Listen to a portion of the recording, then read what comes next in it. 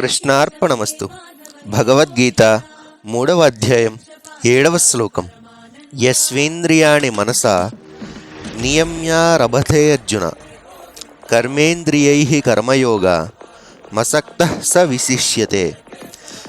శ్రీకృష్ణుడు అర్జునునితో ఇలా అంటున్నారు, కానీ అర్జున, తమ జ్ఞానేంద్రియములను మనస్సుతో అదుపు చేసి కర్మేంద్రియములతో మమకారాసక్తులు లేకుండా పనిచేసే కర్మయోగులు నిజంగా ఎంతో శ్రేష్ఠులు అని అన్నారు.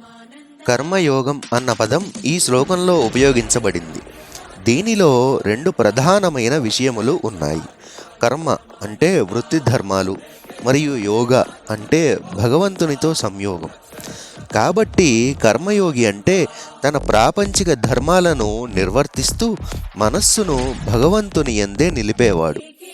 అలాంటి కర్మయోగికి అన్ని రకాల పనులు చేస్తూనే ఉన్న కర్మబంధాలు అంటవు. ఇది ఎందుకంటే వ్యక్తిని కర్మసిద్ధాంత బంధానికి కట్టిపడేసేది కర్మఫలాలపై ఆసక్తియే, కానీ చేసే కర్మలు కావు. కర్మయోగికి కర్మఫలాలపై మమకారం ఉండదు. మరోపక్క ఒక కపట సన్యాసి క్రియలను త్యజించిన మమకారం విడిచిపెట్టడు. కాబట్టి కర్మసిద్ధాంత బంధానికి కట్టుబడి పోతాడు. గృహస్థు జీవనంలో ఉండి కర్మయోగము ఆచరణ చేసేవాడు మనస్సులో ఇంద్రియ విషయములపైనే చింతన చేసే కపట సన్యాసి కన్నా ఎంతో ఉత్తముడు అని శ్రీకృష్ణుడు ఇక్కడ చెప్తున్నారు. జగద్గురు శ్రీ కృపాలూజీ మహారాజ్ ఈ 2 స్థితులను చాలా అందంగా తేటతెల్లం చేశారు. శరీరం జగత్తులో, మనస్సు భగవంతునిలో ఉంచి ప్రపంచంలో వ్యవహారాలను చేయటమే కర్మయోగం అని తెలుసుకోండి.